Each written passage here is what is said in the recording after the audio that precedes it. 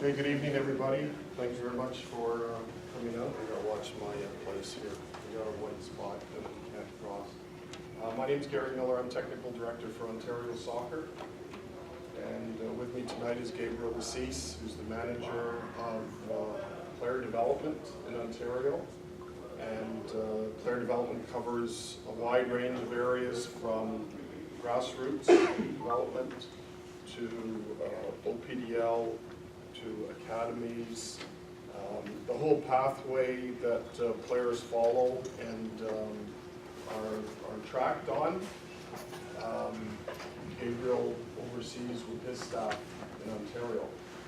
My job across the province is to oversee player development at the grassroots level, at the high performance level, provincial teams, players that are moving on to national teams, League One, which is the high performance adult league, coaching development, where there's been a lot of changes recently by Canada Soccer, match official development, where there's been a lot of movement in our part to develop more qualified match officials, and academies as well that have just come under the Ontario Soccer umbrella. So there's a wide range of areas that we focus on, and any of those areas are open for discussion or questions tonight. Our main focus is to zero in on some of the changes that are occurring from Canada Soccer. So Canada Soccer this past year have come out with some developments as far as organizations go. So that's for clubs and academies. And it's going to change right across the whole country. And it's going to affect everybody because each organization out there will be put into a category of standards. I'll talk about it in a little while, but there's 4 levels of standards and then a 5th level, which is for professional organizations. But each club and each academy will be listed and get a stamp from Canada Soccer as to what level they've achieved. So I'll go into that detail and also just some of the changes with coaching development, because that's the other area that Canada Soccer is dealing with right now. Our district association is here, EMSA, with John and Gus, and also a member on our Vince is here as well from our Ontario Soccer Board. So I'll get started. If you have any questions, if you can save them till the end, and we'll have a chance, Gabe and I, to answer your questions.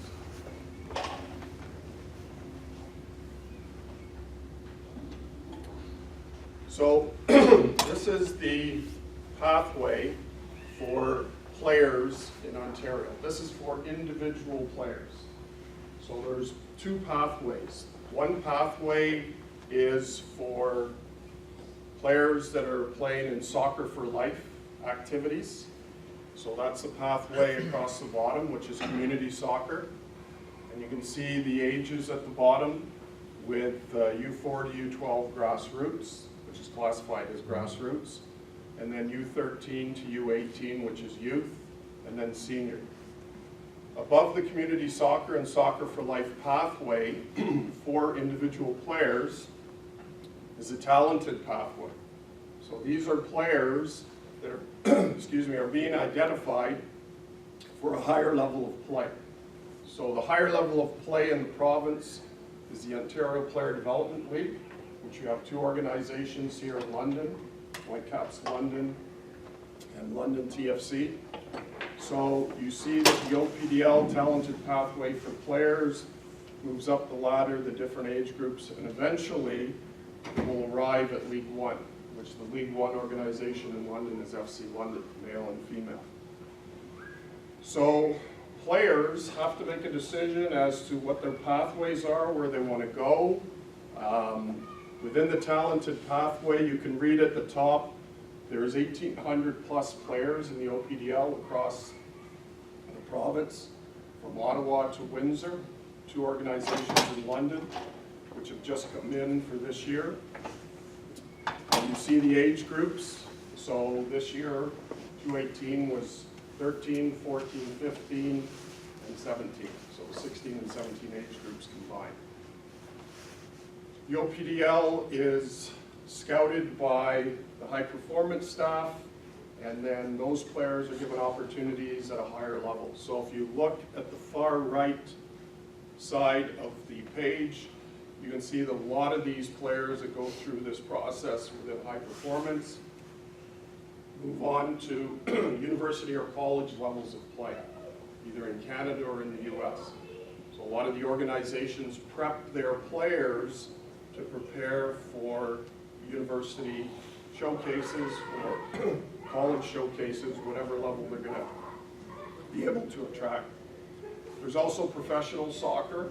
So in Ontario, we have two professional clubs. One is Toronto FC, and the other one is Ottawa Fury. Toronto FC is in the MLS. Ottawa Fury is in the USL, which is a US-based league. So those two professional clubs also are part of our pathway. And we have a very good relationship with Toronto FC because they're also a sponsor of the OPDL. And they want to always look at Ontario-based players to see if there's any players on the male side that can move forward. And we've also had discussions with Toronto FC about moving forward with a female program as well. So those are in the works to have those discussions, hopefully to move them across the line. You have provincial teams and you have national teams. And as you're aware, on the women's side, we're ranked, I believe, 4th or 5th in the world. There's female players from London that are in the national women's team.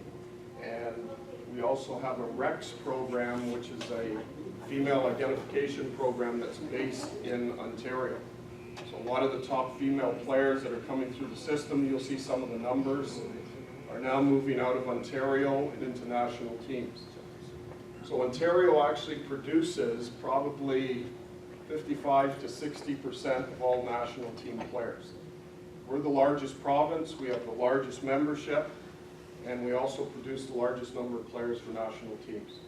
So you can see that the system in place right now is we're looking to find ways to identify young players so that they get opportunities to train and compete and get pushed along the way and then move up the ladder into opportunities that potentially weren't there before because the Canadian system wasn't as well developed, but now the Canadian system is much more developed. So a lot of the opportunities now are being created by at the provincial level and at the national level.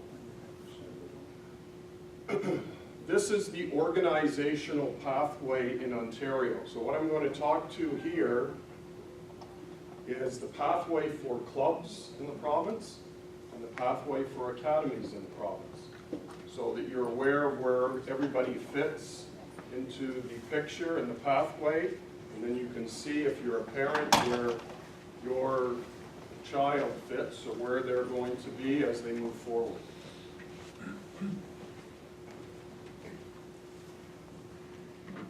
So the bottom is the club stream on the one side, so you have the district leagues, which are the EMSA leagues for clubs, club teams. Those ages, U8 to U12. And at U13 to U18, you have district and regional leagues, so the Western Regional League in this particular part of the province. On the academy side,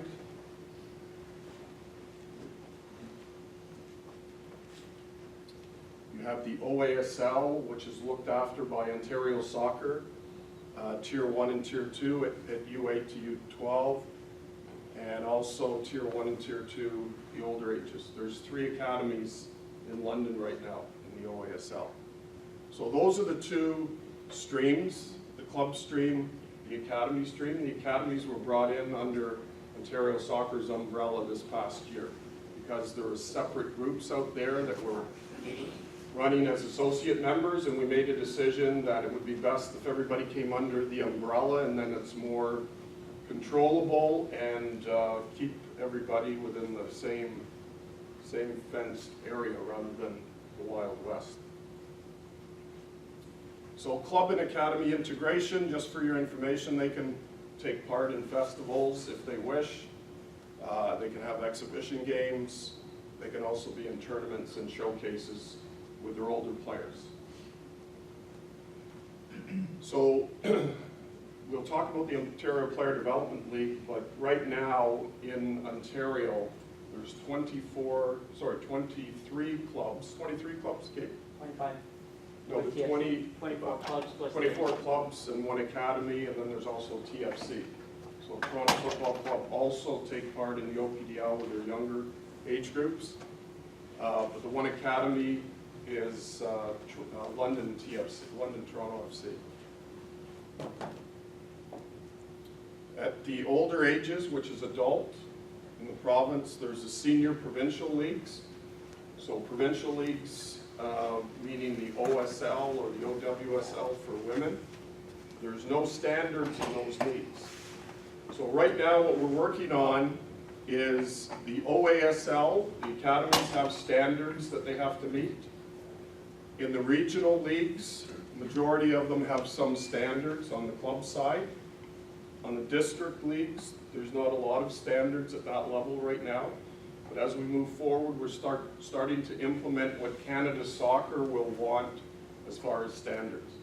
So Canada Soccer is going to come out with 4 levels, as I mentioned earlier, and every single organization will have to look at the pathway and then apply to see what level they'll be accepted at.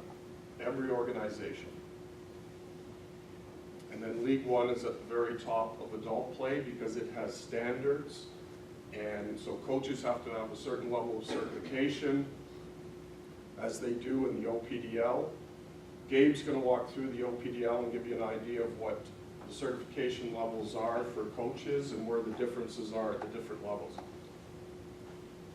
This is just an idea of where the OPDL is based right now across the province. So 3 in Ottawa, majority are in the GTA, 2 in Southwest, which is Cambridge, Waterloo, 2 in London, and 1 in Windsor. So the next application opportunity for the OPDL is next year, 2019.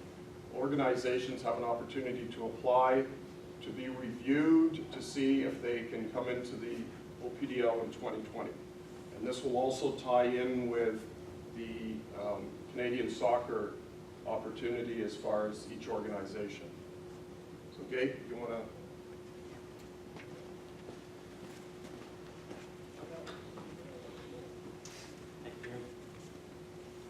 Good evening, everybody. Thanks for joining us. As Gary introduced me, my name is Gabriel Wassis. I'm the manager of Play Development Program with Ontario Soccer. Always a pleasure to be in London. When I first came to this country, everybody talked about how London was engaged in soccer and how soccer was part of the life of the city. And as a Brazilian, that's how I feel home. And it's good to be home, close to home at least.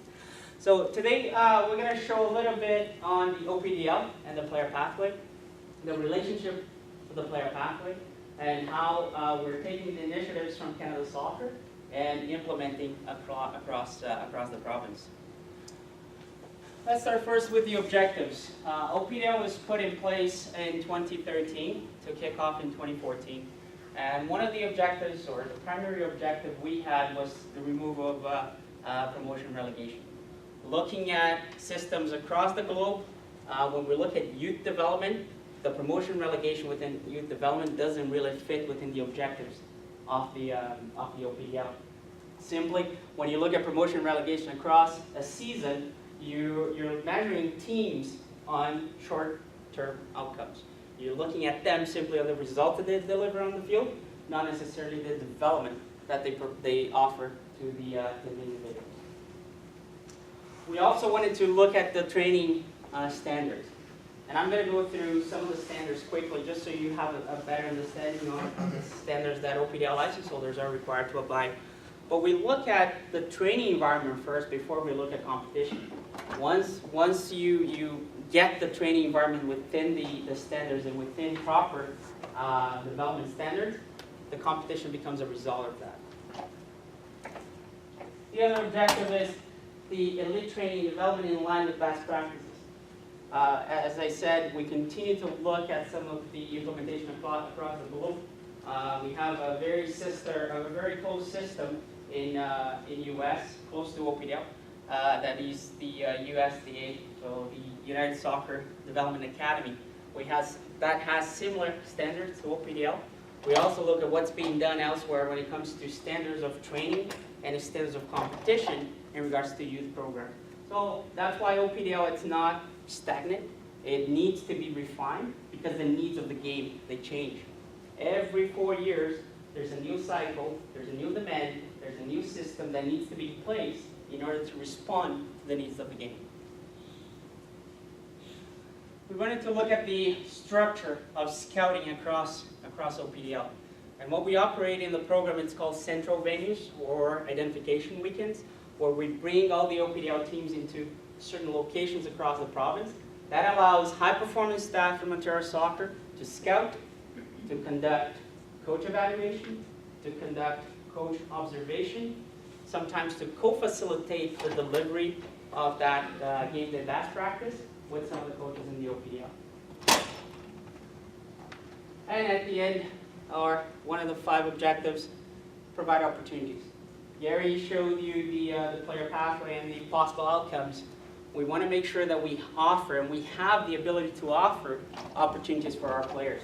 And that's another area where London is very, I would say, has an interesting dynamic where you do have 2 organizations delivering quality training environments, the Whitecaps London and London TFC, where 10 years ago we would see professional clubs investing in youth sport, youth soccer in Ontario. With the objectives, we have to establish priorities. Priority number 1, scouting. Scouting the OPDL, it is why we are doing this. It is one of the reasons, the main reasons for OPDL, is the scouting and, most importantly, tracking of players. Players will come in and come out of the pathway because that's how youth development works. Development is not linear. The player at U11, you cannot point at him and say, he's going to be this way in 5 years. For the parents in the room, they change in 6 months. And the priority changes, and the body changes, and the mental commitment to the game changes. So scouting and, most importantly, tracking becomes a priority. Grassroots development. We look at OPDL, U13 and above. From the outside, or for Ontario Soccer, a lot of the work has to be done at grassroots. We do not believe that players will simply materialize at U13. They come from a development that happens at U8, at U9, 10, and so on. And license holders within OPDL are heavily assessed in their grassroots program. Not because we want to judge them in the grassroots program, but because we want to support them, make sure that they understand the need of a foundation. So players, when they come to OPDL, they're already aware of the expectations, they already know what it takes to get to the next level. Coach development. OPDL believes better coaches, better players. We can talk about systems all day long. The ones delivering the content are the coaches. The ones that need support, and sometimes by support I mean information, access to information, training, support on the areas that are not only the technical areas, nutrition. How are you educating your players on nutrition? How are you educating your players that instead of playing video games until 2 o'clock in the morning the day before a game is going to impact their game? And the coaches, they need that sort of information in order to act. Match officials, very important part of the competition in the OPDL. We do have, and I'll show later on when we talk about the game day experience, a close relationship with match officials, because we believe that their performance has a direct impact on player development. The ability of the match official to either compromise or complement the development of a player, it's crucial. That goes in here, that happens in here, happens in Brazil, happens in Germany, because simply they are the ones dictating the ability of a player to play within the rules. and the game day experience as a priority. We want an OPDL game day experience to be something that the player aspires to. We want that to be in their mind. I'm playing on Saturday. I'm playing on Saturday, that it's important. When I get there, there's a level of expectation. There's a different taste on playing an OPDL game. And it's something that we really work closely with the license holders and within our staff to make sure it's different, to make sure it allows the players to be sometimes outside the comfort zone, which is very important. Regardless of the age group, we have to make sure that they're not just playing within the area that they feel comfortable. That makes them, put them in a position that they have to make decisions. And that goes from the moment they step on the field when they leave to go back home.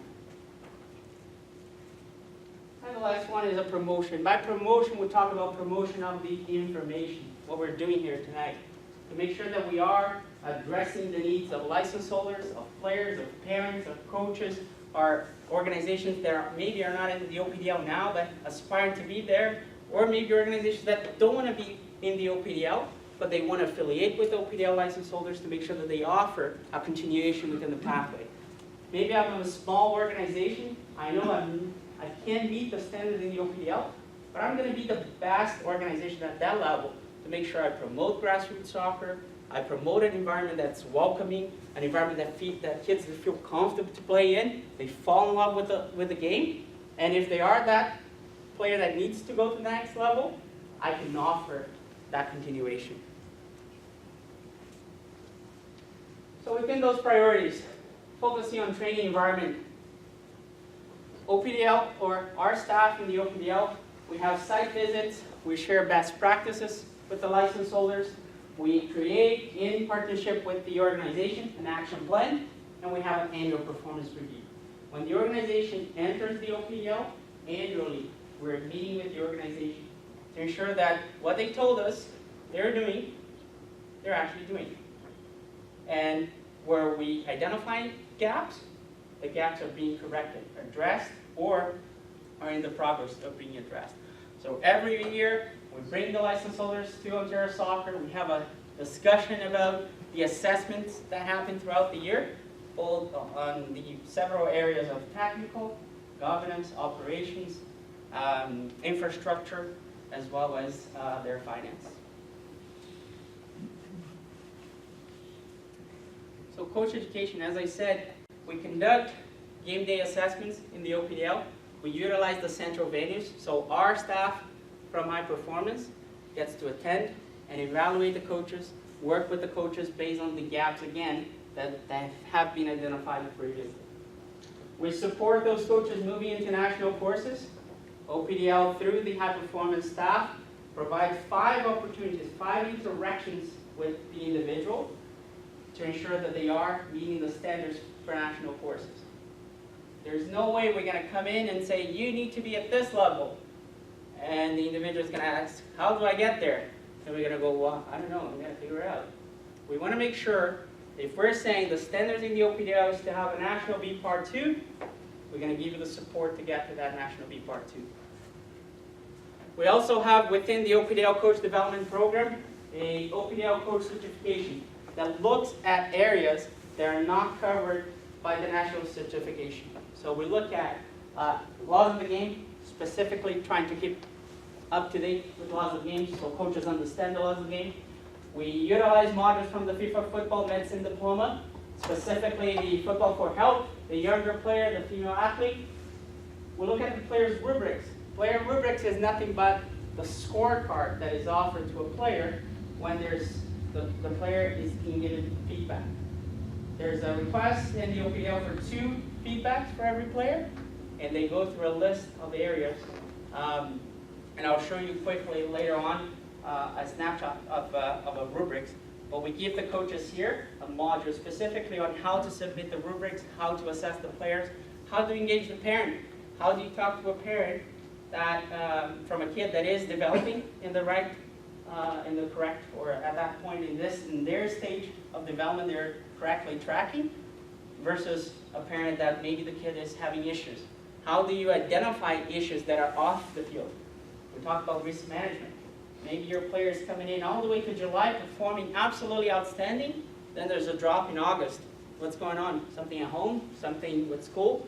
Those are some of the items. We also have to make sure the individuals, coaches, dealing with the players are aware. Game day best practices, always looking again how the game is evolving. How am I giving instruction? If I'm shouting outside the field, how much my players are actually getting of that information. If I can't visualize, if I can demonstrate how much of that information is coming across to a player at 13, 14, 15, 17. So we showed them what is the best practice, how we can get that information to players across more efficiently throughout the game.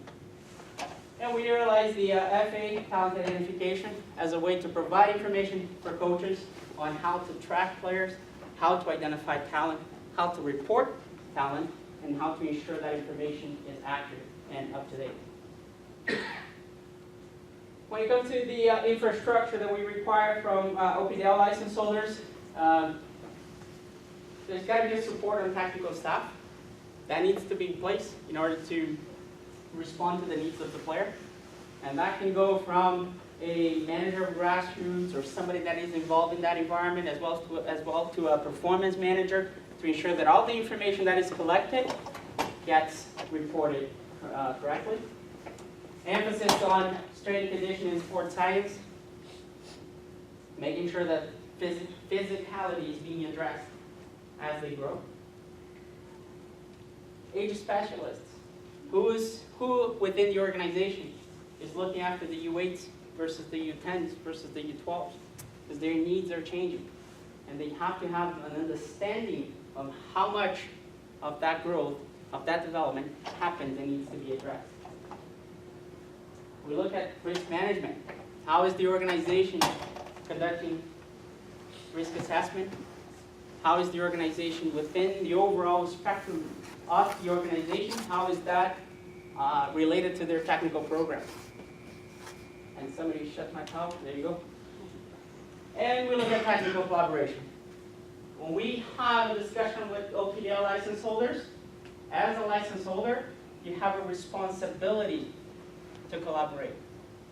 Being an OPDL license holder, everybody knows, is more than just a status. How are you connecting with grassroots clubs within your area? How are you offering them partnership and collaboration? We have 25 license holders in the province. We have 25 organizations outside the OPDL that have affiliation with those 25 license holders. So the impact of OPDL goes down all the way to those affiliate organizations. And that affiliation could be technical expertise from the OPDL license holders that are given to the other organizations. It could be facilities. It could be sometimes sharing some of the content and material that they are working on in the OPDL. Technical oversight from Ontario Soccer. We do provide a curriculum in the OPDL. That curriculum is based on the national curriculum from Canada Soccer, which now with the transition and a new head coach on the men's side, there will be an update on that curriculum because the needs of the game have changed. As I said, FIFA just released that yesterday, the report from the 2018 World Cup. There are trends there that we need to start to identify within a national team. That needs to transition into player profile. That player profile needs to be educated correctly. Our coaches, they need to be looking for that trend, and they need to be able to understand how they're going to coach and how they're going to develop players that can meet that requirement. And that's going to be an update from us. Best practices. We share best practices within the OPDL. 25 license holders across the province. We come in sometimes too often, and we meet too often, but that gives us the ability to have a sharing of best practices. What's working in London? That could work in Windsor, that could work in Ottawa. What's working that could work here.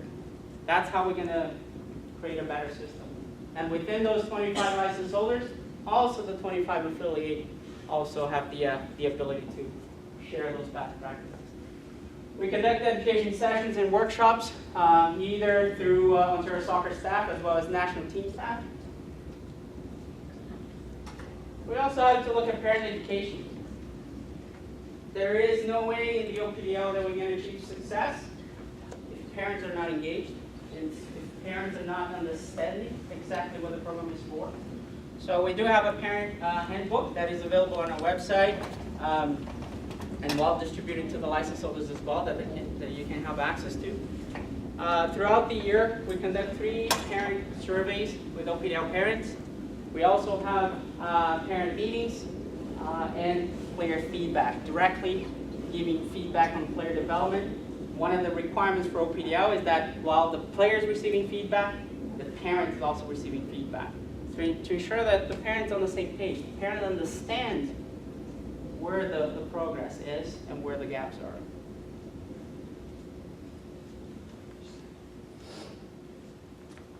So we started the game day experience. So with the game day experience, we started to look at this, and the first thing we have to look at was the player needs. So we look at risk assessment and the risk management that happens. OPDL is responsible for all the medical at OPDL games. All responsible for the hydration that happens at OPDL games. We have a good relationship with Gatorade Canada, and we have hydration stations for all the OPDL games. We also look at the quality of venues. We want to make sure that all the work the license holders are putting in to train and develop players, when they come to play, they need a proper place to play. Otherwise, the execution of all that training doesn't happen. That leads to frustration. That leads to the inability of coaches to actually execute a plan, and then a whole idea and a whole principle fall apart. We look at match officials. 93% of our games are evaluated. And what I mean by evaluated is having mentors, having assessors within those games that provide feedback to Ontario Soccer. And 20% are more heavily, officially mentored and assessed. So then there's a formal process that happens. The mentor and the assessor provide the information back to the individual. There's a follow-up to make sure that they are, as well, continues to develop within OPDL. We look at OPDL as an opportunity to develop 3 streams: players, coaches, and match officials. And we look at the atmosphere. When OPDL license holders are hosting games, we want to make sure they are welcoming the opposition. Let the players fight the battle on the field. The adults, we have to be adults. Welcome them, have a change room, have a pre-meeting, have a discussion. How are you guys doing there? How you guys want us to help? It's a welcoming environment for the club, and let the players play. And at the end of the day, the player. One of the main areas of OPDL is absolutely the cost. Cost of high performance program, or cost of programs that do provide the infrastructure required for player development. Sometimes it's high. We conducted a full review with some of our partner sports about the cost of high performance programs in Ontario specifically. So we spoke with Hockey Ontario, baseball, and gymnastics. And we look at the average cost for those sports to conduct a type of program we run in the OPDL. Obviously, I don't need to surprise anyone. The cost of hockey is around the average of $10,000 for a similar program. Baseball coming at $9,000, and gymnastics at $7,000. The average cost in the OPDL last year was $3,600, and that's simply the fee that the player pays for an annual program with OPDL. But for us, it's not easy, or it's not simply saying, okay, yeah, it's 36, it's cheap. Let's move on. Other sports are being more expensive. We have to do something about it. So Ontario Soccer created the Athlete Scholarship Program back in 2014. And since 2014, we were awarded $300,000 in scholarship for players in the OPDL, or to join OPDL. And that number, quite often, is matched by the license holder. So while I can obviously speak on behalf of the license holders in this case, that number is way above the $600,000. But at least for now, it's what we have from that fund that goes to directly to players to pay for their team. And if I go back to the priorities, we talked about priorities being scouting players. So throughout the course of the season, 128 data points are collected on players. And I'll address later on where all that information goes. And we look at the four corners of development. We look at their technical, we conduct a technical assessment, mental assessment, or mental evaluation, or mental collection of data, as well as social and physical. And all that information goes somewhere, which I'll show later on. And all of this is saying here, it's simply to say, we're not just looking at the kid that can run the most, kick longer, and run faster. There's other aspects that need to be taken into consideration, especially when we talk about scouting and movement to the next level. All right, looking at the standards for technical staff. As you come into OPDL, there's a certain level of standards that your technical staff needs to be at. And the reason they are in place is because they serve as a foundation for the ability for that staff to manage and coach the players that we have in the talented pathway. Starting at the technical director with a minimum of National B Part 2 and with a technical director diploma. And we had a long discussion about technical director. And it's not only in our province, it's not only in this country, that we have a really struggle with the role of technical director, or the role that a technical director should serve at a soccer club. FIFA has established a profile. Obviously, we have to take that and then work within our environment. But all we have here is a person that, it's not a coach. It's not that individual that's going to be the coach of the senior team at that club. This individual works and oversees the programs to ensure that they meet the standards, to ensure that they have quality, that the club is delivering quality program. And one of the standards in the OPDL is that technical directors are not coaches in the OPDL. They have a much bigger job to perform within the program, which is to ensure that these individuals here are also developing, are also being assessed properly, are also receiving the tools and resources to perform their job.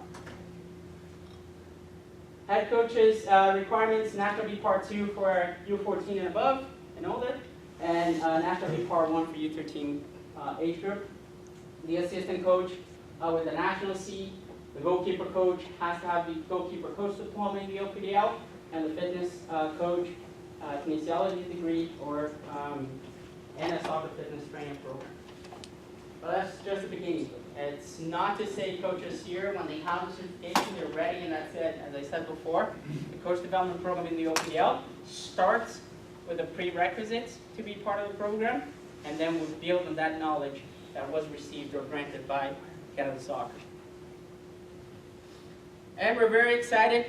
One of the new initiatives from Canada Soccer is the youth license that will have a pilot in 2019, and we hope to integrate into our requirements for OPDL by 2020.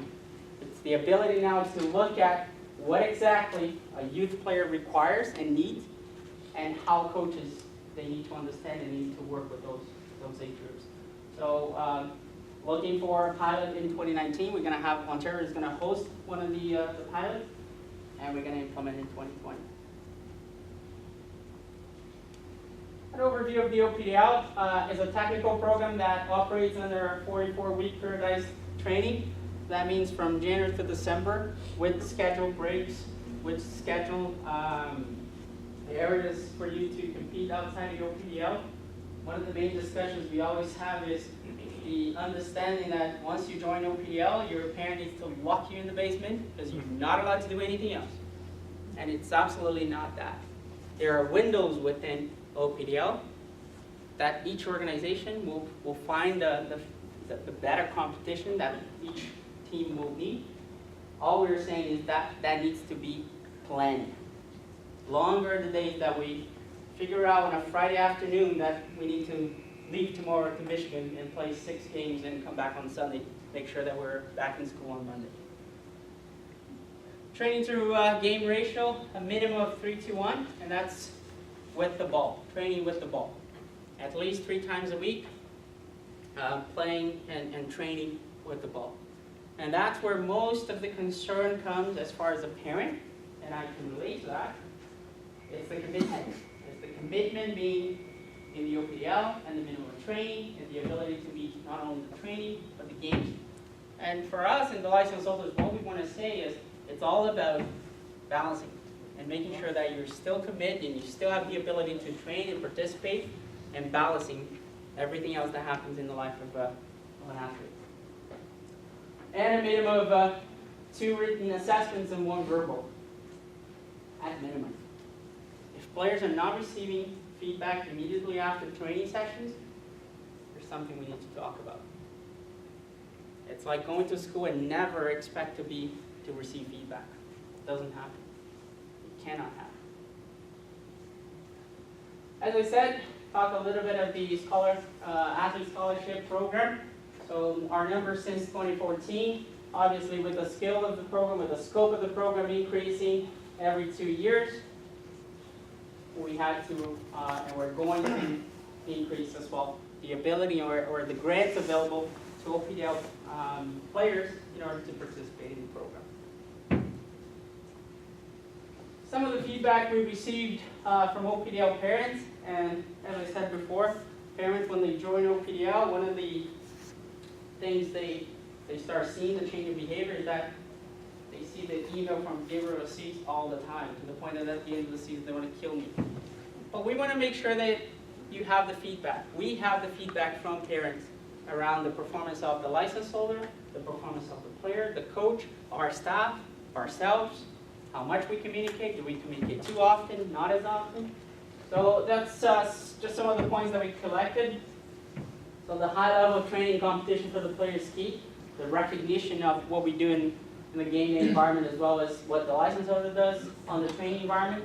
The emphasis on player development by one-on-one feedback on the aspects on the 4 corners to ensure that the coach has the time to provide that feedback, to ensure that the coach is bringing the player and providing feedback. It's a good leadership from the club. And what we see around here is that we need to move away from organizations that run teams to actually become a soccer club.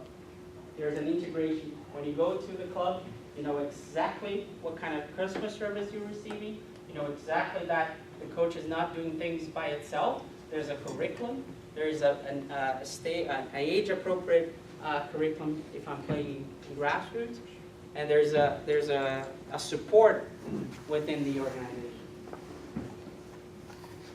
And about the talent in the OPDL, licensed coaches, and a pathway to provide opportunities. From the technical director's feedback we received, it's around the accountability to player development by boards. So understanding that decisions that a soccer club makes, they need to be based on players and the player needs. That was a key message we wanted to drive across to coaches as well. When boards and when clubs are making decisions, player needs to be the primary focus of that decision. And our level of organization has raised since we joined OPDL. Obviously, with the demand within the program, there's a need within the organization to support the program and how that program is implemented within the license holder.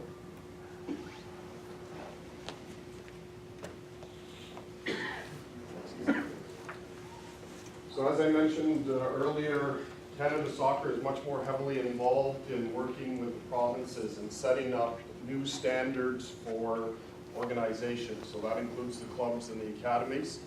So they're now setting out a licensing program for every single organization across the country.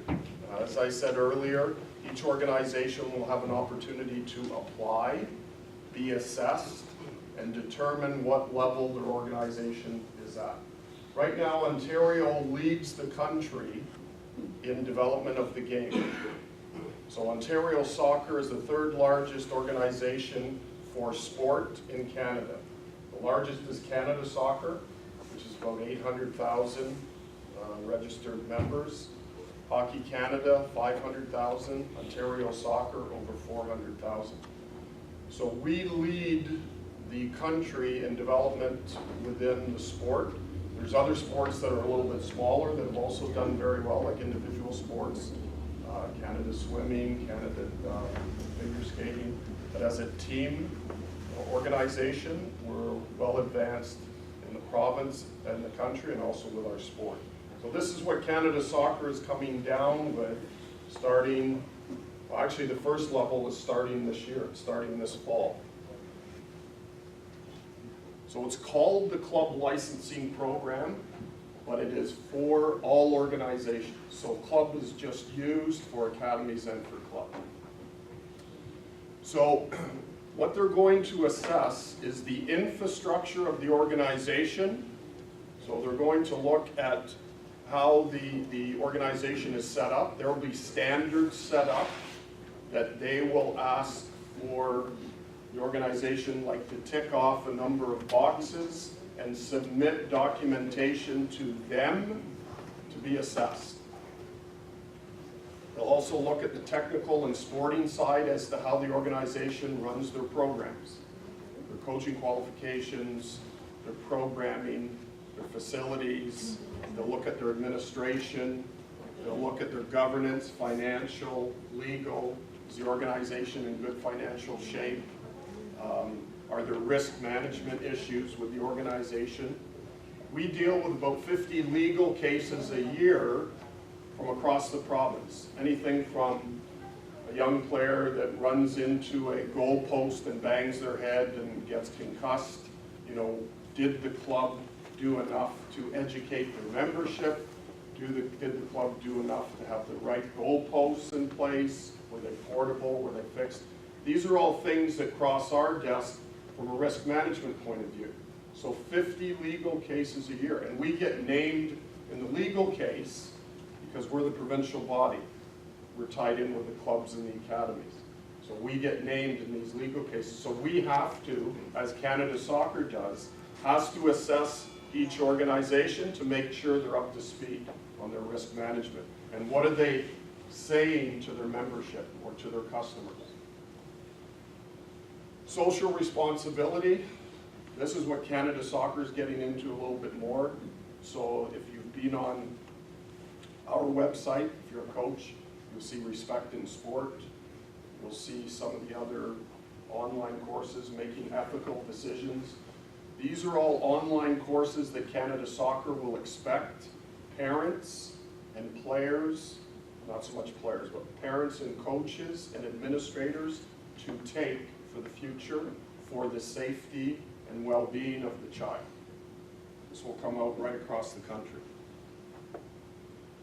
So those are the 5 levels for each organization across the country. The one to the far left for you looking at the screen is for professional clubs. That's Toronto FC, Ottawa Fury, the new CPL clubs that are coming out for men for next year. They'll be assessed on this left side, the national club license, pro clubs only. And just talking about the CPL, which is the new professional league, there's 7 organizations that have been named that will start their kickoff next season, 2019. 2 are in Ontario, York 9 and Hamilton. And the league itself foresees this league expanding over the next 3 or 4 years to potentially 15, 16 organizations.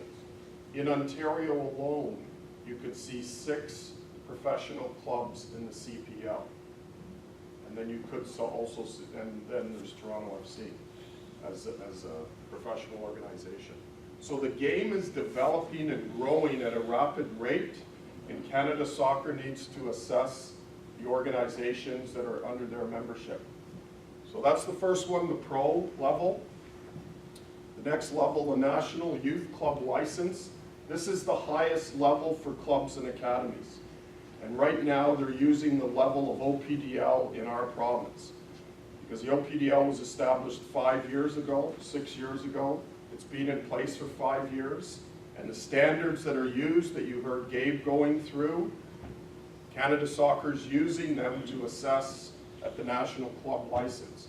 So if you get assessed and you get the National Youth Club License, these organizations have an opportunity that if one of their male players moves on to a professional contract in the MLS, there's something coming back from the MLS to that club. They haven't told us yet what it is. We don't know if it's money, could be something else, but this is why Canada Soccer is working with MLS right now to put in the National Youth Club license. So if you reach that high level of standard as an organization, then you'll get something back for developing on this side right now, just male players that go into the MLS. The next level is the Provincial Youth License Level 2. So if any of you have been involved in our Club Excellence program, Ontario Soccer, over the years, this would probably be similar to a gold level of Club Excellence. Now, Club Excellence has one more year to go in Ontario, which will finish at the end of this year. And then next year we start into Canada Soccer's programs. Provincial Youth License Level 1, at a Club Excellence level, it would be similar to an award, like a silver award at Club Excellence. So I'm just trying to give you comparables as to how the system has worked in the past, now leading up to Canada Soccer system. Quality soccer is for every organization out there. So that means it could be like a soccer school, or somebody starts a program up, or it's, let's say it's a small recreational club in Kamoka or something like that. Those small groups, those small recreational clubs will fall into the quality soccer level. Groups that are working in district and regional level clubs will probably be in Provincial Youth License Level 2 or Level 1, just as a comparable. And the OPDL groups, the two from this city, would be under the National Youth Club license. So those two groups, Whitecaps London, London TFC, have already applied for the National Youth license. All their material has to be in by the end of October, and they'll be notified by Canada Soccer by the end of the year as to whether they've made it or not. Our position is that we work with all of our Ontario organizations to help them get to that level. So we try and help them address the gaps.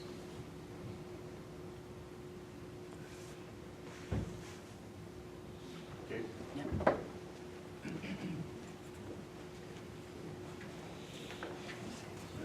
We need to finalize here the connectivity that OPDL provides through the National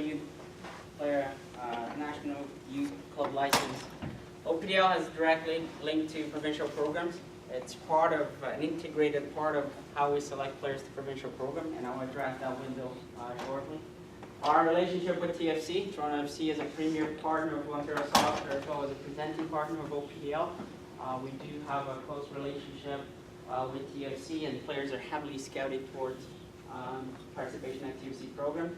Participation at the REX program. The REX is the regional Excel program for female players, and we do have the collaboration with Canada Soccer, and that program runs out of Markham, where players are hosted in within the facilities or within the program. They live within the program, they attend school and they attend training, all provided by Canada Soccer.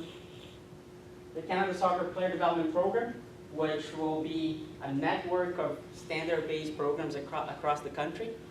Right now we have OPDL as the standard-based program in Ontario, BCSPL, it's in British Columbia, Alberta is bringing to fruition a similar program, and we also have Quebec working towards that. Our link to Link 1, as OPDL gradually added an age group since 2014, now we are reaching, let's call it maturity at U17. We see that graduation of players into League 1 environments, and eventually when CPL kicks in, how that whole graduation will be also at the professional environment. Looking at the player identification and selection in the OPDL, that process happens within Ontario Soccer staff, within his responsibility. We share responsibility between Ontario Soccer staff and the license holders. Starts with OPDL ID weekends or central venues, where our high performance staff attend those games They scout and they evaluate players. Plus, we have a technical director's player ranking. So basically, the technical director provides us a report in August of all the players in the OPDL, and they rank them accordingly. We also have the head coach providing player rubrics twice a year and fitness rubrics once a year. And all of that happens so we can have an individual development plan for the player. All of this on your left there, it's nothing if this doesn't happen. All the data we collect serves the purpose of creating the plan for the player to develop. In order to have that data and to efficiently use that data, we have a performance management platform where each license holder has access to and provides that information to us via the platform. In that platform, we have the ability to look at the ranking overview, the player skills across the different tabs and across the different corners, an evaluation and comparison with the team, as well as a comparison to the individual itself over time. And that is available to the player, to the license holder, to us. The player has the ability of providing their public profile to a scout, university or college, or somebody that they have a connection with and want to look at this data. All the data belongs to the player. And it's up to, obviously, parents and players to decide who's going to see that information. From our standpoint and from a data protection, we're the only ones that have that information, and we only share that information with national team staff, up and obviously if they request. In terms of the process throughout the year, it's hard to read here, but this is basically the OPDL season, and that's where obviously scouting happens in the OPDL. We do have two opportunities here where players outside OPDL environments can attend talent location days. So clubs and academies outside OPDL have the ability to recommend players to attend those events, and our high performance staff attend those events and identify players. Players identified from talent location as well as from the OPDL, they come in at the end of November to attend the provincial screening competition. That's when we merge players that have been in the Soccer for Life pathway and talented pathway in the OPDL, and we conduct the assessment in November. Throughout the months, January to March, we have training sessions we call the provincial projects. That's where the selection starts to happen, or the identification of players begins to funnel. And then in April, we have the provincial selection of 22 players, and they compete against provincial teams from Quebec. That program exists to allow detection and moving on to selection. Selection over here. And then when May kicks in, we start all over again. Throughout this process, players identified here as well have an opportunity to be scouted by TFC, either throughout the OPDL season or at PSC. And begs the question, so why do we do that, and what's our result? So little preliminary results here when it comes to identification in 2018. So 79% of our male players in provincial teams from OPDL, and 74 on the female side. And most importantly, for the National Recs program in Markham, 97% of players coming from OPDL.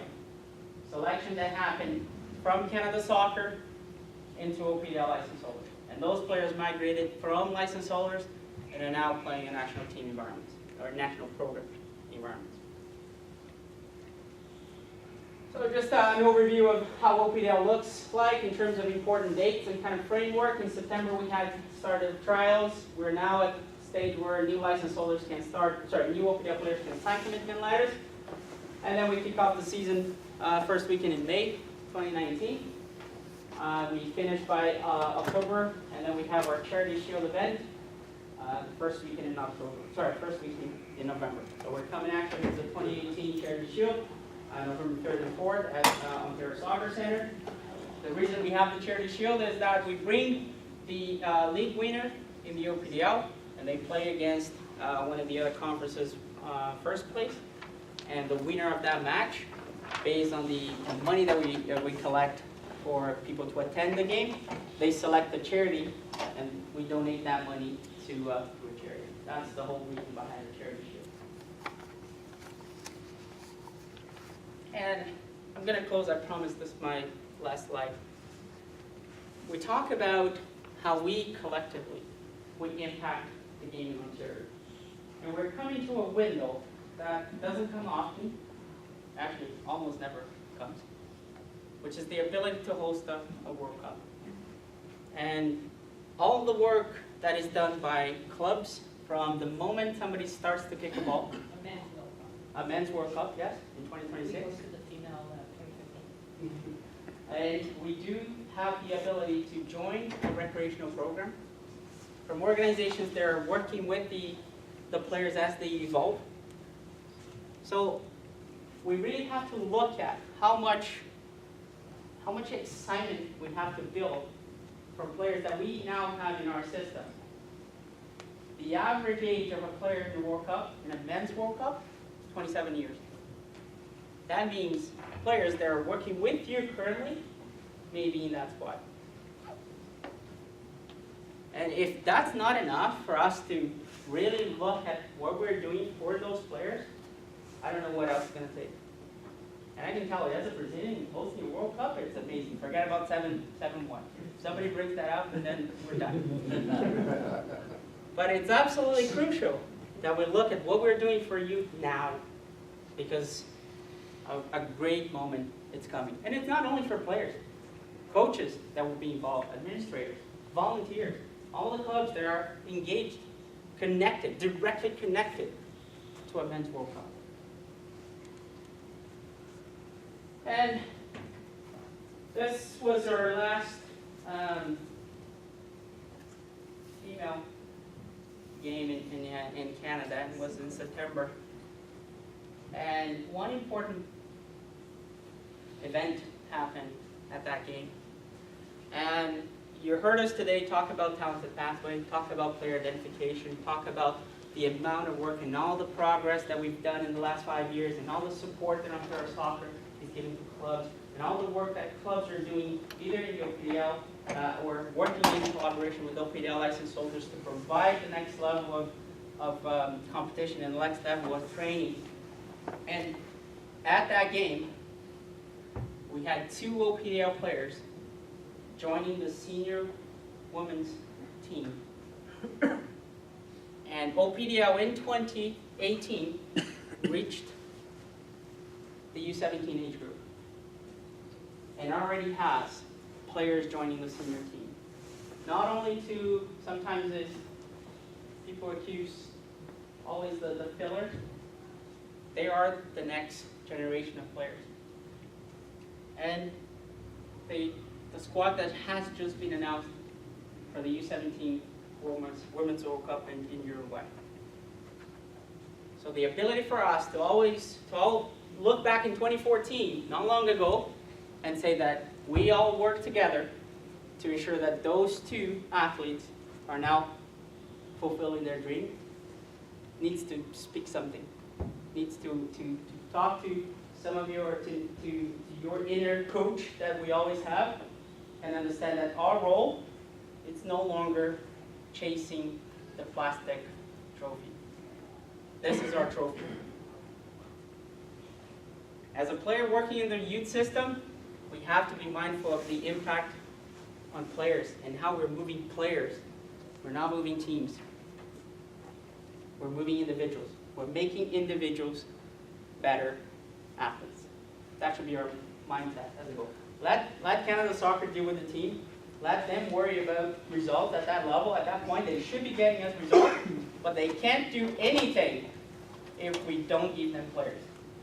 It's easy for us to be at the grassroots level and say, look at results of the national team. Look at the rankings for the men. They can only work with what we produce. If we don't get better, they're not going to get better. We talk all the time with Canada Soccer. Canada Soccer is responsible for the present. We are the ones responsible for the future. We are the ones working with the material that they're going to have 8, 16, 20, 60 years down the road. And that's why for us it's important that the pathway is clear. There's an understanding where each one of us has a role within the career of an athlete. They all started at a community club, playing grassroots soccer, fell in love with the game, moved into the OPDL, received the necessary tools and resources to develop, were selected by a national team, by a national program, and now play at our national team.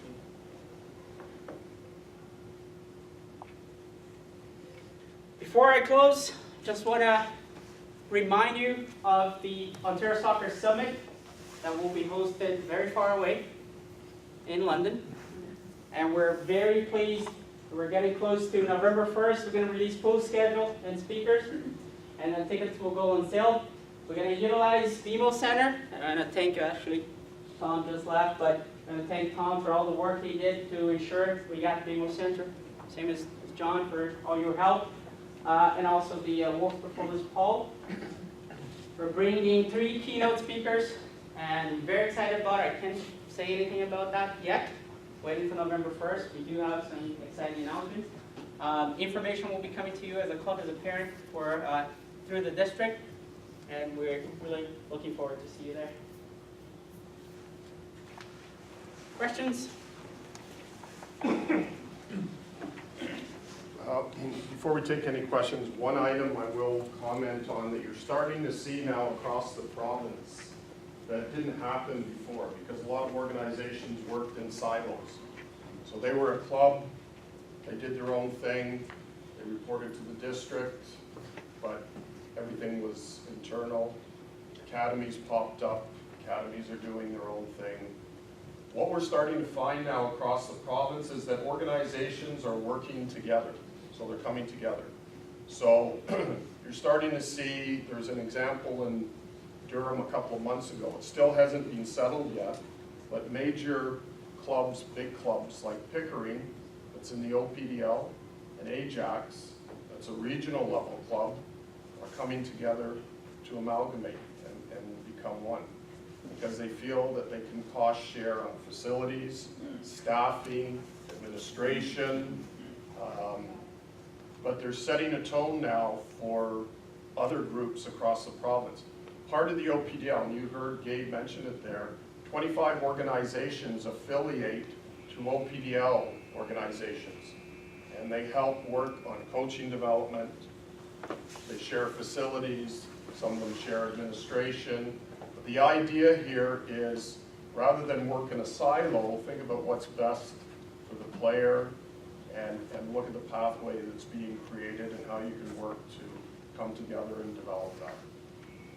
Yes? But if I refer my players on, then I won't have all the best players to go beat all the other teams.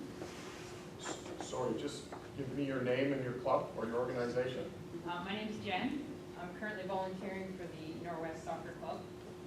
And if I refer my best players onto OPDL, then I won't be able to beat all the other local teams with my best players anymore.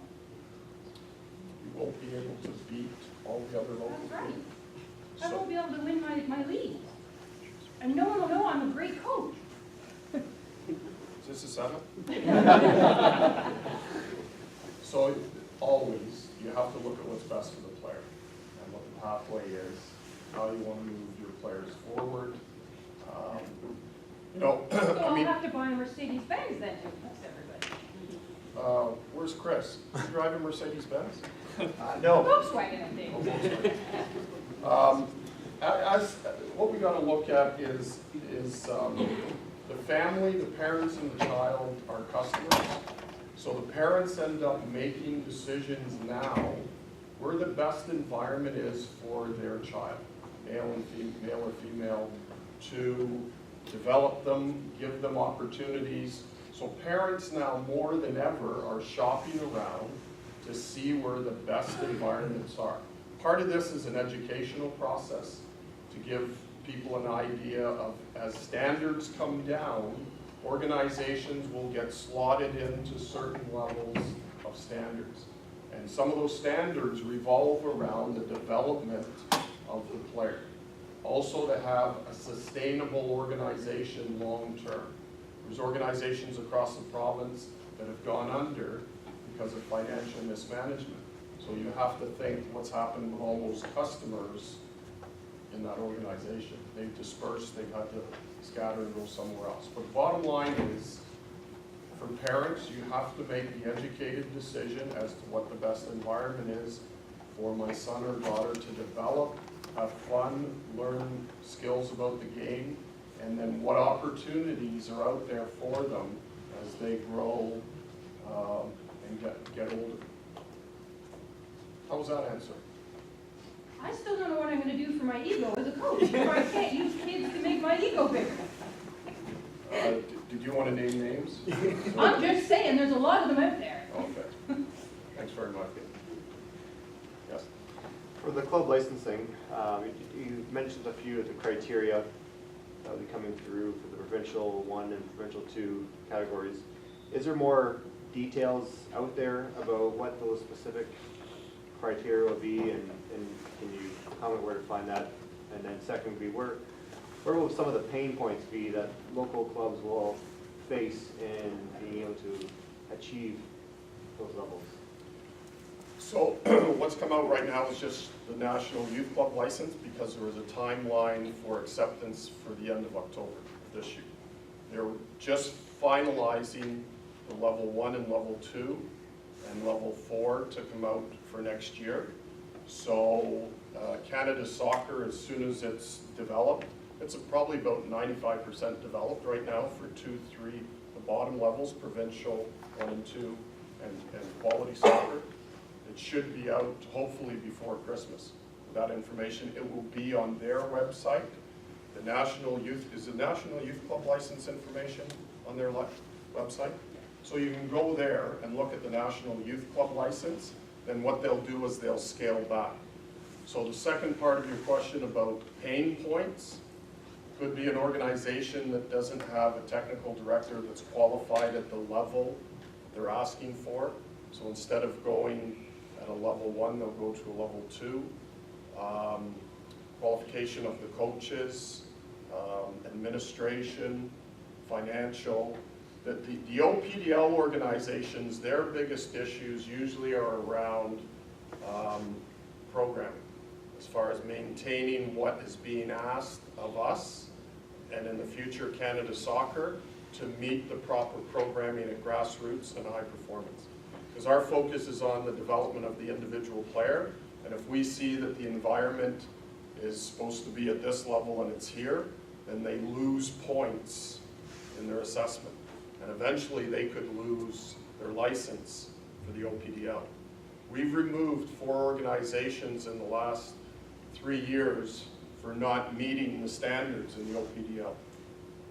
So we put a line in the sand. Canada Soccer is following the same way. They're putting a line in the sand. You don't meet those standards as an organization.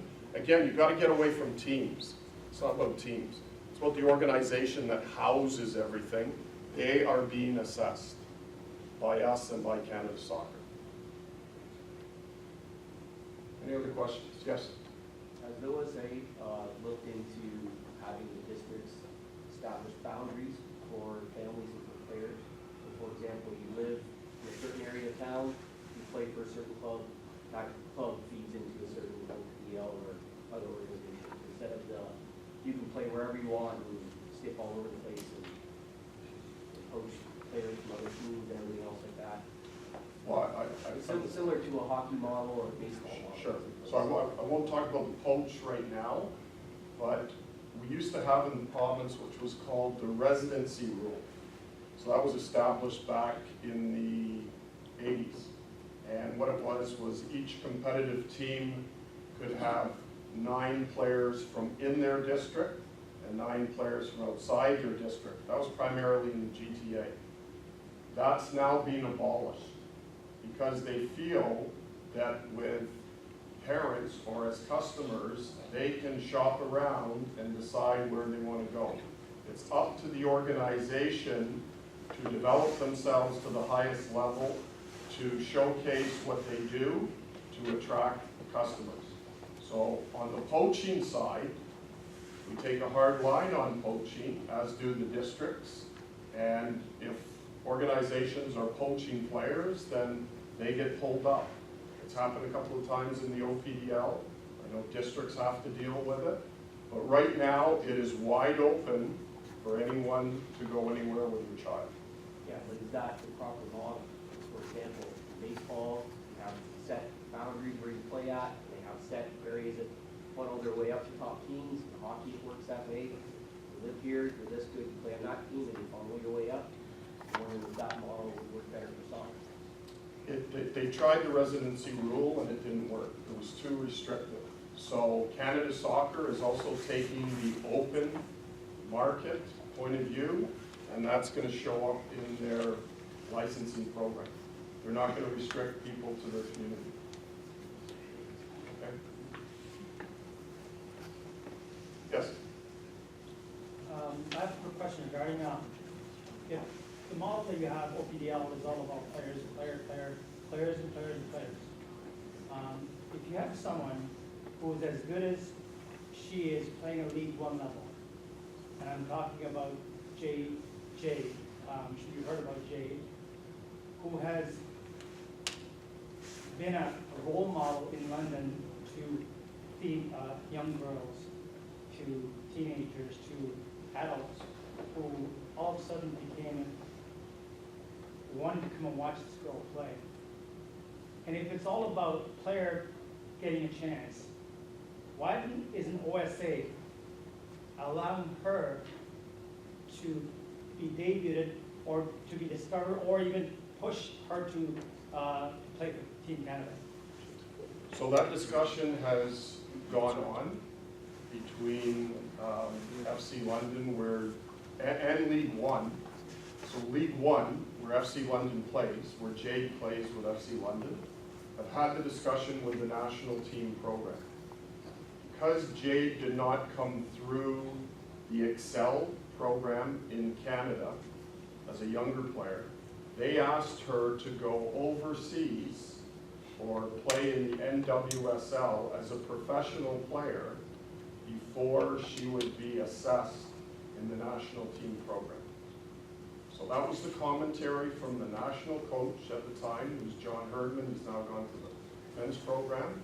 Their commentary back to her through League One was, we need to see you move out of London and go into a professional club in Europe or in the US where we'll assess you at that level. That was the commentary back to her. However, do you think that's the proper and the only way she should be assessed? I have my own opinions. I might do it differently, but John Herdman has a set way of assessing players and challenging players and determining whether players understand his philosophy. So he made that decision. And when you hire a national team coach, they pick their own staff, they decide on players, and we as a public can question them, but in the end, they live or die with their team. So Herdman's men's team just played the other day in Toronto and won 5-0 in the CONCACAF qualifying. The new men's coach, the Danish gentleman, they just lost to the US yesterday 2-0 in the final of CONCACAF, but they qualified for 2019 France. So those coaches at that level, they live and die with the roster that they select and who they bring into the team. So they have to report to the board of Canada Soccer, but you know, we asked Herdman to bring Jade in on trial. Answer was no, she's got to go and play professional. League One is not fully professional. She had to go somewhere else to play professional and get challenged at another level. That was his comment back. Yes? Just to understand that, because she didn't develop in this program, In Herdman's program, yeah. so she's not allowed to challenge because she didn't. So really, if I am understanding it, she's being punished for not being in I this wouldn't use the, program. well, I don't know if I'd use the word punished. It was more of another challenge to move out of her comfort zone, to go somewhere else, to test herself, and let them scout her at that level. That was the commentary. She had to be challenged at another level before they would bring her in. And how far does she have to how far does she have to travel? Like, how far did Herman want her to go? Well, there's the NWSL in the US, which right now is restricted to women in Canada's national team. She's not there. She would have to go into a professional league in Italy or Sweden. England has one now. So she'd have to go abroad and be with the club there to be tested. Does that not give the impression that if you don't start here, don't try and finish it? If you don't start In the program, if you're not starting in the program, you're not gonna be able to finish in the program. No, there's different entry points for young players, but I think by the time Jade was tearing up League One, she was, how old was she, Dave? 20? 21. So he's looking at the development of players in his system from 14 to 18, challenge them, and then they start coming into his programs 18, 19, 20. So, again, his personal opinion. Any other questions? My background also, I mean, I went to Western here, I played at Western, I also played at London Marconi many years ago when they were top amateur men's team in the province. At those times, clubs, again, worked in those silos and they developed amongst themselves and so on. What we're trying to create now is to share ideas, share things across the regions. Gabe talked about best practices in the OPDL. That could be in any area. It could be on what they're doing at grassroots, how they're developing their female players at 12 and 13, how they're developing male players at 16, 17. Are they moving players up to a professional level? How many have they sent on scholarship to the US? How many have they sent to Canadian universities, Canadian colleges?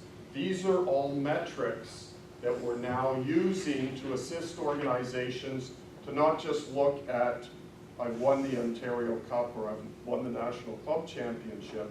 Now it's at the individual player level and celebrate the movement of the individual player up the ladder to make an OPDL team, a provincial team, a national team, a university or college team, a pro club.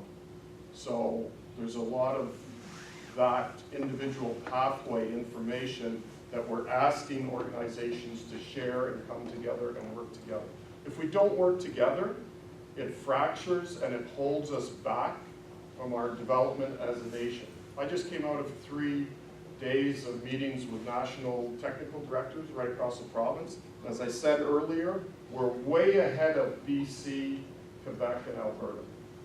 We're the top 4 provinces in development of the game. But we have to continue to build and grow that. We have to continue to get the structure right and work together for the benefit of the players. And by the way, we talked about players, but coaching development is accelerating. Gary, what are we doing about that development for coaches? Do we have enough coaches to have an OPDL? What are we doing more? What can we do more to get us coaches at this OPDL level so that maybe one day we could have maybe a certificate that checks the check marks? So here's what's happening. The coaching system has been reorganized over the past few years. Now, within the Canada soccer levels, there's the community level courses. Then there's the C license where coaches have to be assessed.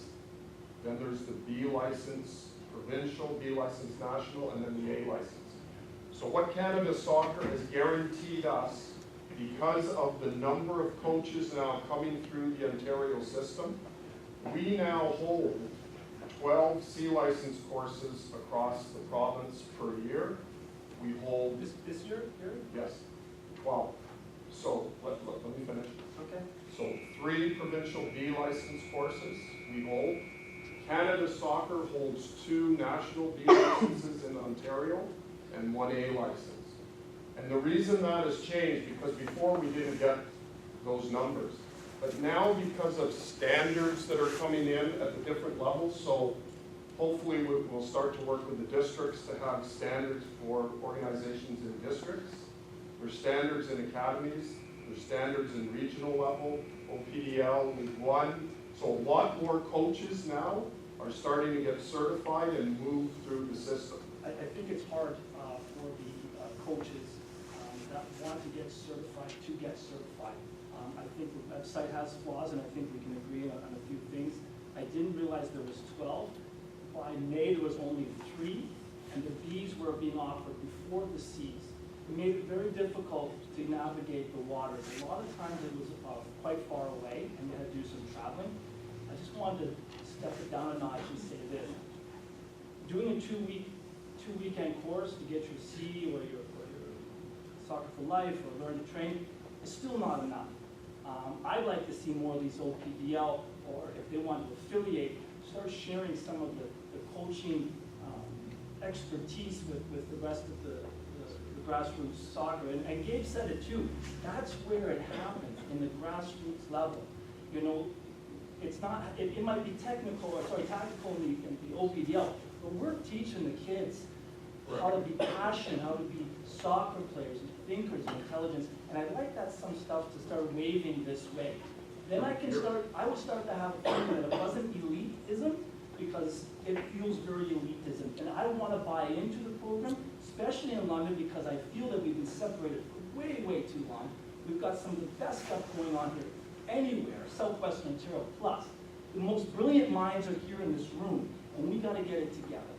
But it's hard to bite into this program when it doesn't feel like it's for all of us. So I'd like to see that to become more involved with all of us. Thank you. I'd like to comment on that. Please. So, I'm Rob, President of St. Thomas Soccer. Yes, sir. We have signed affiliation agreement with London TFC, Yes. and there is a lot of back and forth.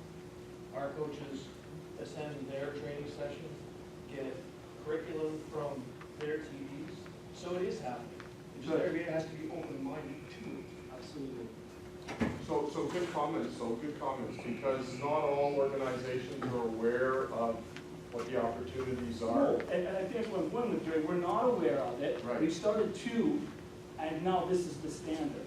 And what I'm saying is, back to Gabe's point, it's the grassroots that needs your attention, that needs your money, that needs your coaching standards, so that we can, you know, be certified but also passionate about giving the kids the game. For sure. And Chris would say the same thing. I just saw him on his thing. You've got to have the kids having fun. This feels stifled. This feels that we've taken the creativity and the passion and the yeah out of soccer. Yeah, I wouldn't agree with you there. I would agree with you on the first point, that there has to be much more buy-in and opportunities for coaches to develop the passion, because you're the first contact point for the child.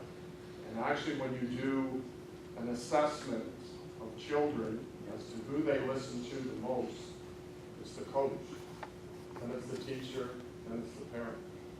Now, those studies are out there, so you have a great effect on the players.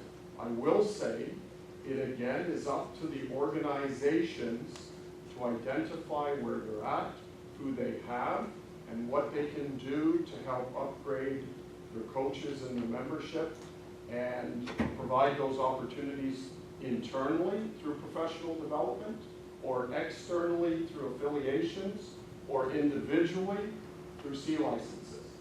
By the way, the C licenses initially, you have to keep checking through the year, because they do. It's confusing. It's very confusing. It's hard to get into. It's a lot of ticking the boxes in order to get accepted to then get approved to the course.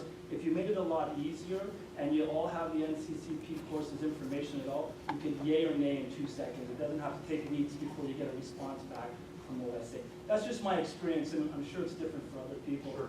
But it is hard to navigate, and we want to keep moving on. Yes. Right? But we feel that, I feel this year OSA and how you get courses and how you get into them are becoming harder and harder, especially in this area. We'll take that back to our coaching development people who work in that area and who put the courses together. So, good point. Thank you, thank you. Gary, can I mention just quickly, talk about certification specialist, correct certification. Canada Soccer ran a pilot program of the children's license, which will be a license specifically designed for individuals working with the grassroots players, the U12 and below.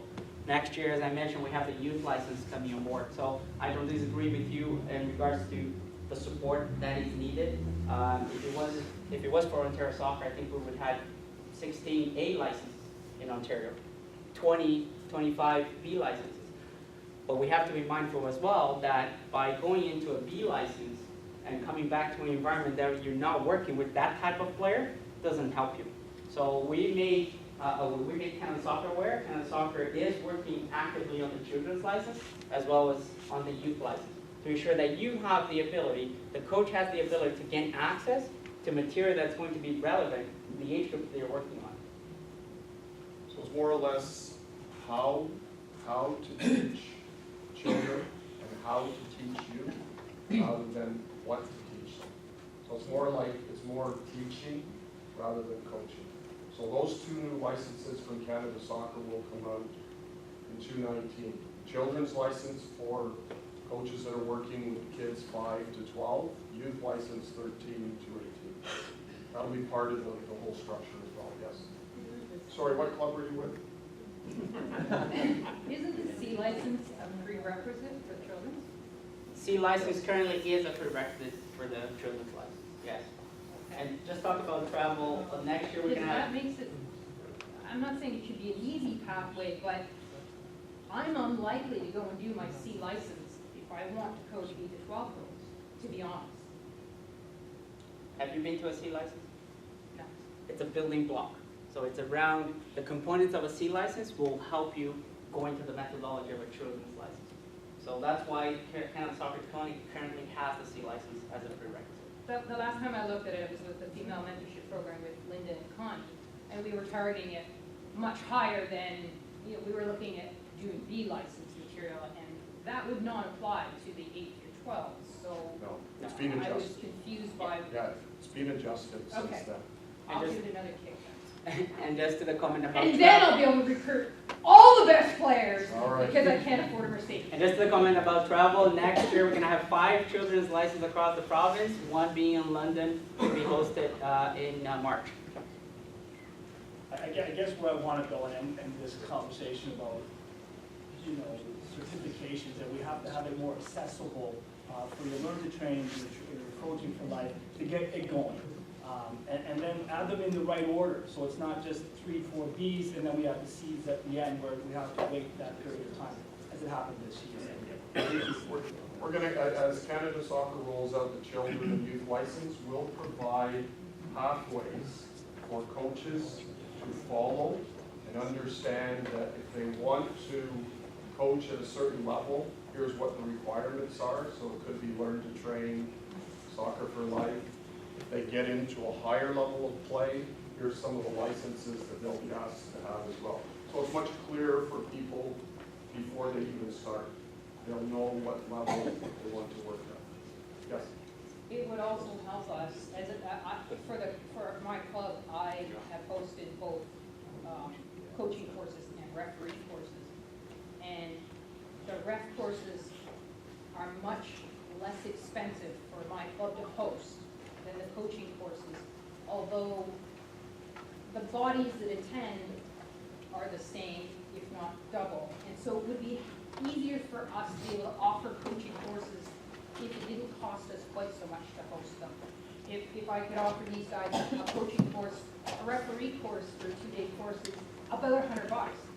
I gotta charge these guys at least $200 before I lose money offering them a coaching course. If we could get those, I'm not saying bring referee courses up.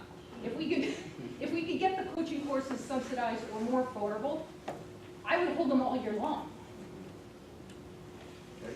But the referee course, a 2-day course is about $100 to me, and I get 2 learning facilitators.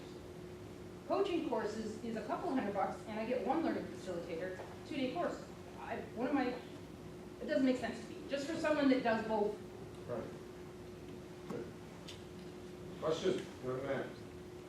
What's the youngest age that you can get signed by a professional team? What's your plans?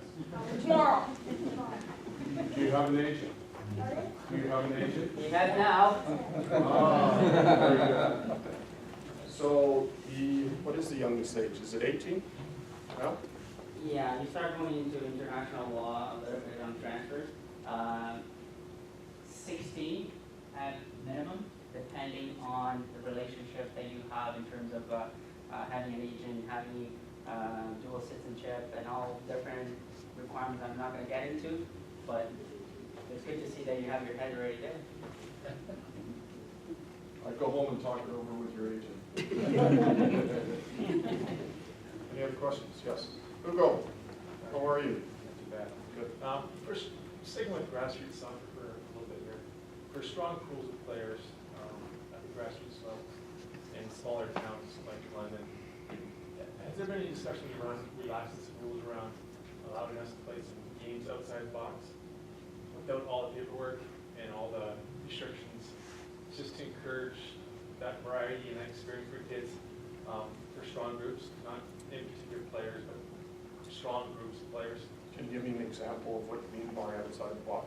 Well, in this particular area, we have a strong group, and many ages at the young age, we don't have competition around here. Right. And so, Travel, you're talking about travel? travel, Right. I mean, traveling just. Travel in the finding province meaningful, or travel outside your province? Within, and just finding, colleagues around the province Sure. that just want to have some meaningful games, for groups of players, at all tiers. But right now, it's very restrictive, and for us, just within 45 minutes, we can't play years up, we can't play, this is groups of players, not 10, 12, it's 15, 20, it's lots of players. Is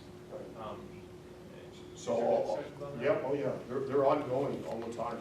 And what we have is a player matrix that at each age level, there are certain requirements that each organization has to follow. So for U8 and U9, U10, U11, 12, and so on. So right now, Canada Soccer has taken our matrix and they're reviewing it and they're working on it now to have changes at Canada Soccer across the country for 2020. For us, we're making changes and modifications on an annual basis. We have a number of pilot projects that are going on out there to test some of the travel, to test some of the player movement up and down. Better players can move up, the weaker players physically could move down, and so on. Other areas of the game as far as size of the field, goals, there's a number of things that are always being reviewed and adjusted. Travel is a big one. The other one is memorable events, which is like for the 11 and 12s, 9s and 10s, as to how many memorable events they can go to outside of that 45 minutes or 1 hour travel distance. But the memorable events have been changed this year. So if you have a group, a younger group that wants to look to travel from London to Ottawa for a memorable event, you have 4 in a year that you could take advantage of. So check on that first because it just got changed this year. But it's being assessed and modified on an annual basis. It was very restrictive when it was first put in place in 2012. Now the reins are coming off of it a little bit and we're testing things out as we go, and Canada Soccer will have one for all of us by 2020. So check that updated player rubric on our website and see if it relates to what you just asked me. If it doesn't, send me a note and ask me a specific question. Yes? Can you talk about technical development, having standards that go out to the different academies, leagues? Is included in that standard, is that for all the different player positions on the field? You want to comment on that, Gabe? Yes, the standards we're presented here today is specifically addressing OPDL. Players will be identified and assessed differently based on their stage of development. So when we look at position specific, we're not dealing with grassroots for sure. We're not dealing with U13, U14, and U15. You start to see the player profile coming down and having the assessment based on some sort of a player profile. Until the age of 14, specifically in the OPDL, we look at a global assessment of the player. I'm not talking about OPCL, I'm talking about at academy level, but the technical development of each player being, having your standards, because you said you have those standards that get down to all the other different leagues, academy. Is that pertain to every position on the field? As I said, the player profile pertains only as you turn U15. So as you turn to U15, then you start looking at individual assessments based on profile, based on individual positions as well. U14 and below, it's an assessment on the global. It's a development based on the global player. Make sense? It does, but that's not, I'm Are you talking. asking about the curriculum of the training of younger players that is promoted? No, I'm asking about goalies getting training on the field, but it's not cost effective to the academy. So, Do you mean like a separate goalkeeper coach? or even just to have skills done. So if that's a curriculum, you run different courses, but is that to all the different positions? So we run courses for goalkeeper coaches as well. It's a 2-day diploma course that representatives from this area, you know, with goalkeeper coaches, a lot of them work with different groups because, you know, the organizations can't employ them on a full-time basis. So they work 2 or 3 groups, but they have to have that goalkeeper coach diploma, which is the curriculum that we set out for the training of goalkeepers. So that's a 2-day course that we offer, and a lot of the goalkeeper coaches across the province have come in to be trained in that, and the standards are going to ask for that as well. So as soon as the Canadian standards roll out, you'll see a trained goalkeeper coach taking a certain level of diploma, and that will involve that curriculum that's being used. And you have to do that outside of your academy fees to get. Yeah, because it's an individual coach's training and curriculum. They take that back to whatever groups they're working with, whether it's a club or an academy. Yes? Is there any plans on League One expansion, specifically in southwestern Ontario? League One expansion is on hold right now. It's expanded a fair bit in the last couple of years in the male and female area. There's also been some discussions with the CPL, who see on the male side an opportunity for League One to feed into CPL. So CPL are very interested in working closely with us on League One men and League One women. So we've put it on hold right now till we get it sorted out with them. That's all I can tell you right now. Any other questions? Yes? I'm a parent, and I've got 2 kids that are pretty confident in soccer, just moved back to Ontario. And one of the challenges that we have, and we love the player development model, is fantastic. And the challenge, at least in London, I don't know the rest of Ontario, was that it's so fragmented here. And my son tried out for a team, didn't get accepted, and he was done. No more soccer. And we're used to tiers. Is there something that's part of the UPL program? OPDL? That's encouraging clubs to maybe become let's say larger to allow tier levels in age groups? Because I just care about my kids having a good time. Yes. And if they're not in soccer, they're falling out of it. So this pathway here, so if you looked at just the youth ages, so there's 8 to 12 grassroots, there's 13 to 18. So within the OPDL, the majority of OPDL organizations have their first team in the OPDL, and then they have the opportunity to put a second team in the regional league. So that's usually across the province. If they don't get their second team into a regional league, then they'll go into a district. But they do, the majority of them do have a feeder system, so that they have players that can come through, test OPDL, if they're not good enough, they can drop back down. A lot of them also have affiliates, affiliated clubs, as a gentleman here from St. Thomas talked about, where they can feed players into an OPDL, test it out, or not, they test it out, what's the word on the affiliated player? They test them out? Player movement, developmental player. Yeah. So there's opportunities there if the organizations are affiliated. If not, then it becomes a little bit restricted to the player to move on if you're just looking at an OPDL level. If it's a regional level club and they have a second team in the district level, then it's the same thing. Yeah, Where did you come from? grew up in London, but we're in Colorado. Colorado.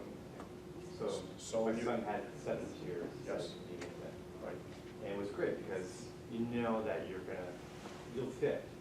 Yeah. And here it was just like, to make clubs, geez, we were learning about the clubs in the London area. And the system. And he fell out of the program. He's been out for a year, right? Yeah. It wasn't good for his ego. Yeah. Well, I would ask that, you know, you can get direction, besides from the club, you get direction from the district association to give you advice on what's available. Yeah. You can also contact provincial association. I guess where I was going was, you know, it'd be nice if clubs became a little bit more associated. Together. Yeah, because there's a lot of things there. But I thought maybe the OPDL might have a plan to say, yeah, this is how we can nurture more of a, because I think it's valuable to be on a tier level. Because players move up and down instead of out. For sure. This is a system that's evolving for us. It's not at a tiered level. It's at a competition level with district, regional, provincial. So, and organizations are getting assessed to see where they fit within that competition level. So tiered level in the US is based on results. So it's a little bit different than what we have here. Ours is based on the assessment of the organization that houses those teams. So a little bit different. Any other questions? Yes? I don't have much of a question, I just have more of a comment. Sure. So, Abby, is it? Hey. Gabriel. Oh, sorry, okay. Being from Brazil, I'm sure you can appreciate the fact that a lot of players who don't necessarily come from affluent families cannot play. So we spoke about coaches, refs, you know, there's a lot of stuff in modern soccer. Me being a new coach, I'm finally realizing. But what are we doing? I mean, we spoke about the scholarship for the OPDL. We spoke about a lot of things and what it costs. I just want to know, are we going to get a breakdown of how that is allocated? Is it allocated per teams? I saw 122,000 for this year, and it was, you know, decreasing. Well, it's increasing as the years go up, but it started small. I think that's great because I have many friends. I'm probably the youngest adult in this room. Just kidding, but I'm probably the youngest adult. Did you want people to check? We don't need ID. I got your ID. I still get ID at the pit. Okay, so listen, just answer your question. But yeah, So, no, Kate, so I just want to finish my question. Okay, sorry. I just wanted to know if there is a viewable allocation of the funds where everybody in Ontario could be satisfied that not necessarily the kids from most affluent families, but talent-wise, forget physicality, forget everything else, talent-wise. I mean, I'm excited about the World Cup. Like, I just turned 26. I'm excited to buy a ticket and hopefully watch a World Cup in Canada. That's what makes me want to be a coach. I love what it is. But I think besides the egos and besides a lot of other things, we have to make sure that Canada sees the best talent, and a lot of that is tied to finances, right? So I don't know if Ontario Soccer plans to broadcast how they break down that 122,000, whether it's divided by teams, and you say, okay, this team is allocated 10,000, 12 times, and okay, is it needs based? The parents have to show that the needs based. That's what I'm guessing. But I just want transparency. Like I said, it's more of a comment. I would just hope for transparency going forward so that everybody in this room is clear that the talented group of players, the most talented, is getting that view from top coaches. Because if you're waiting until OPDL, my humble opinion is a little too late. So I'll address the top players scenario. I'll let Gabe just talk a little bit more detail on financial, what's being done. Each organization across the province would be hard-pressed to turn away a top young player. They would allow them in for free, most organizations. They wouldn't close the door on them.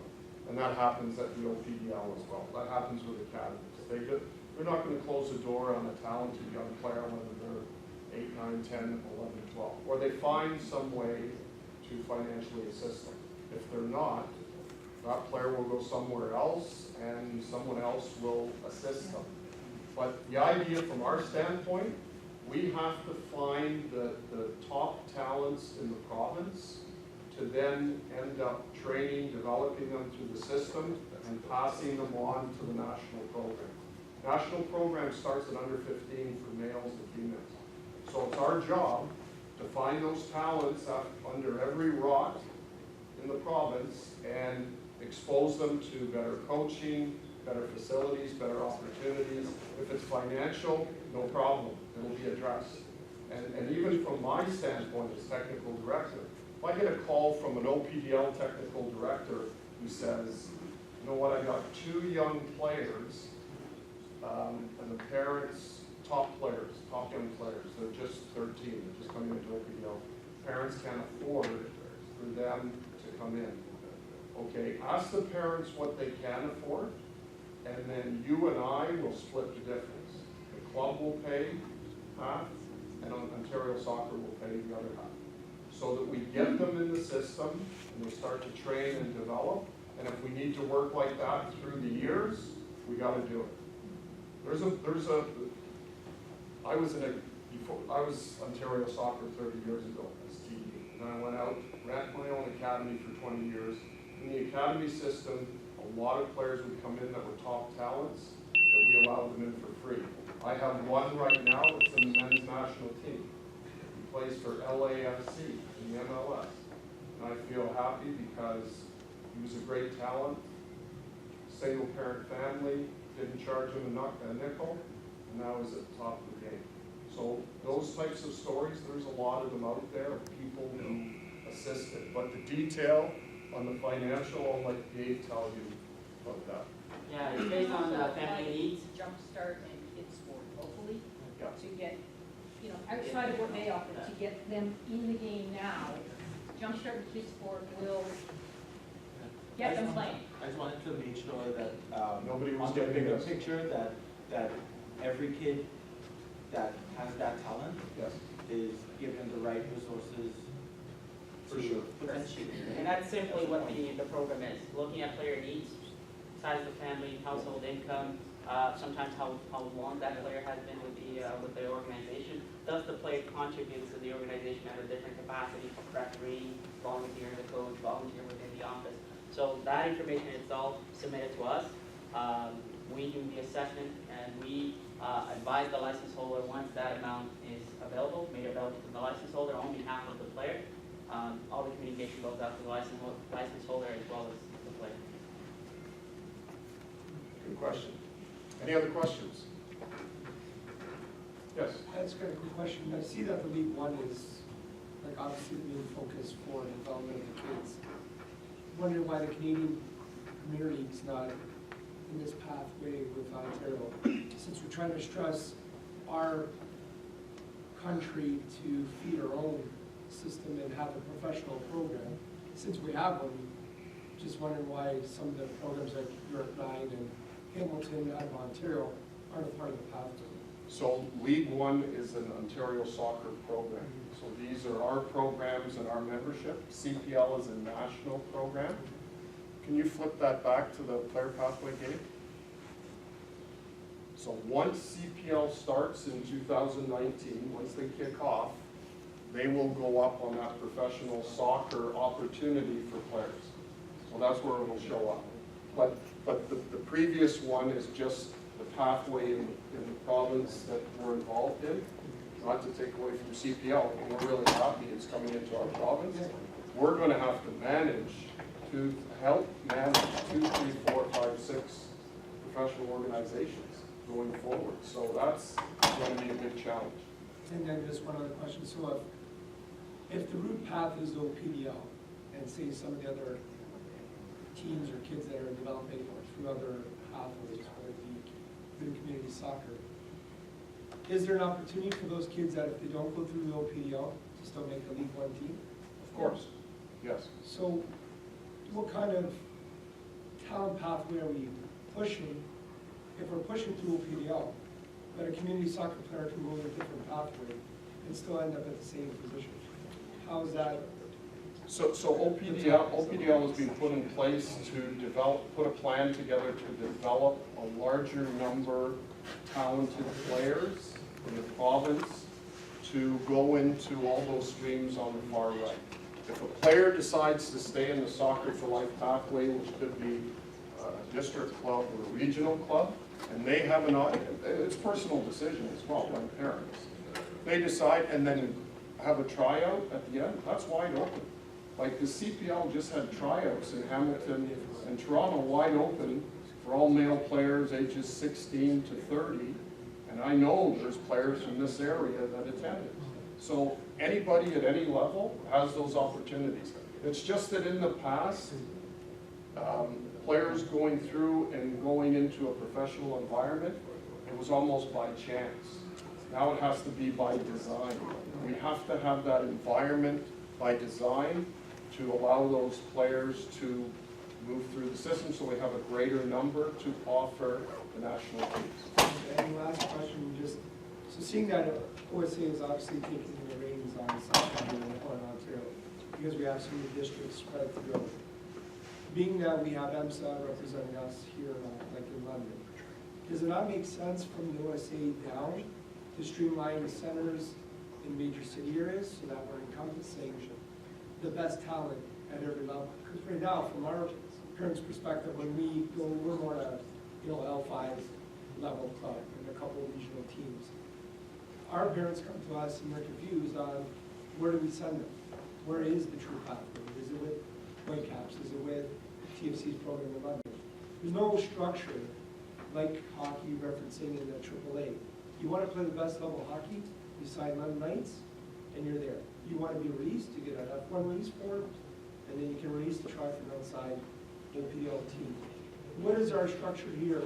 And I mean, it's not, it's what's always. You mean under the OPDL? Yeah, well, under the sort of OPDL at a city level more than a club level. Because if you're saying that money's not impacting, and there's money to subsidize for kids that maybe can't afford it, then maybe we need to come together as a city to say, hey, we're representing London under the OPDL, and then have proper coaching and credentials that you need, and then maybe have an offered program that's maybe a little bit less residual on the income that you're charging the child, and spread it across all the organizations to kind of compensate, what you're paying for the program. So I'm just, listen, great comments. Yeah. Great comments, and that's a future step for us because OPDL has just come in the last 5 years. We had to get the academies in under our umbrella in the last couple of years. We're now working at the regional club level, so we're going to be working with the Western Region League, and then we're going to get to the clubs that work in the districts as well. What's going to affect this is that Canada Soccer Club licensing program. So once they come out with all the different 4 levels, each organization will be able to assess themselves, see where they're at, and then we'll be able to help educate and assist the organizations or the areas, parts of the province, with upgrading, coming together and working on some of the ideas that you've commented on. That's our plans, just as you've stated. Any other questions? No? Thank you very much for your time tonight. We appreciate it. If you have any specific questions as it relates to your son or daughter or yourself, please feel free to send me a note or send Gabe a note. We're at ontariosoccer.net, G. Miller, G. Assis. We will definitely reply to you. If you have district questions, John Dutos here from EMSA, the EMSA office as well. But we're happy to see the numbers out tonight, and hopefully it clarifies some items for you. The other thing that's going to happen in the next year or two is we're going to be able to communicate with each individual family through Sports Engine. So the educational pieces coming out will be up to date, up to speed. Website will be upgraded, and we'll test that out. And we'll make sure that people are getting as much accurate information about the system as possible and opportunities that are out there for the children, or for coaches, or for match officials, or for administrators. So we appreciate your time tonight. Thanks very much.